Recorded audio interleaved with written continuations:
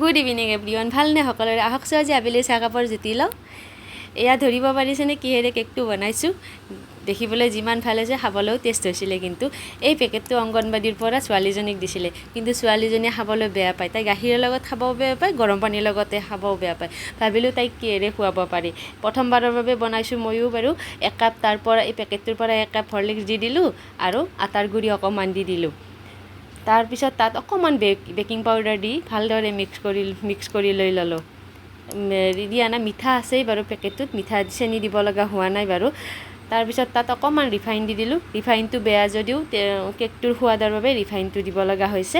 তাৰপিছত কেকটো সানোতে অকণমান ডাঠ যেন পালোঁ, ডাঠ হোৱাৰ কাৰণে তাত অকণমান গাখীৰ দি দিলোঁ। ভালদৰে মিক্স কৰি লৈ ল'লোঁ গোটেইখিনি। তাৰপাছত কেক বনোৱা সাজটোত দি দিলোঁ। কেৰাহীত বনাইছোঁ, এনেকৈ ধুনীয়াকৈ ওপৰত ভাল দেখিবৰ বাবে চেৰি দি দিলোঁ। আৰু এনেকৈ আপোনাৰ ল'ৰা ছোৱালী যদিও সেই পেকেটটো নাখায়, এনেকৈ এবাৰ বনাই খুৱাবচোন। যদি ভাল পায় ভিডিঅ'টো লাইক কৰিব, কমেণ্ট কৰিব আৰু মৰম দিব বুলি আশা থাকিল।